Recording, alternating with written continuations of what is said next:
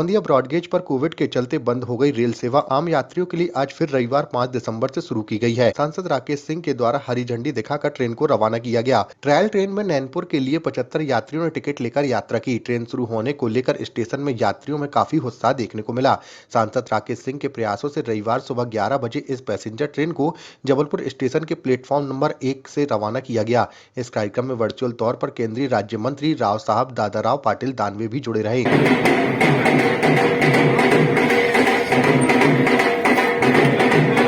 बहुत लंबे समय से ये मांग थी, जबलपुर गोंदिया ब्रॉडगेज परियोजना पूरी होने के बाद कि इस पे ट्रेनों की संख्या भी बढ़ना चाहिए और ट्रेनों की निरंतरता भी होना चाहिए। और मुझे कहते हुए बहुत खुशी है कि देश के प्रधानमंत्री माननीय मोदी जी के आने के बाद जबलपुर गोंदिया ब्रॉडगेज परियोजना के साथ हमारा जो 10 साल का संघर्ष था उसको पूरा करने के लिए वो पूरा हुआ। एक महत्वपूर्ण परियोजना की सौगात इस महाकौशल क्षेत्र को मिली, लेकिन हम सभी जानते हैं कि बाद में कोरोना के कारण जो तेज़ी के साथ हम आगे बढ़ सकते थे वो बढ़ नहीं पाए।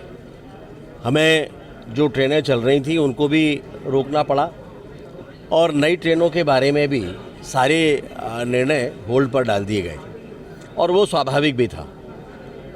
कोरोना की गति कुछ कम होने के बाद इस पूरे क्षेत्र में आवश्यकता थी कि ये ट्रेन कम से कम प्रारंभ हो।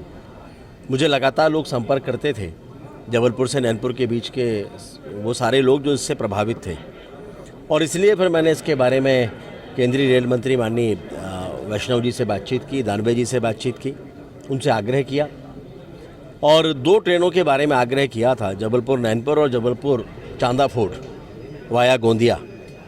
दोनों के लिए उन्होंने तत्काल स्वीकृति दी थी और कहा था कि 1 से 1.5 महीने के अंदर हम दोनों ही चालू करेंगे।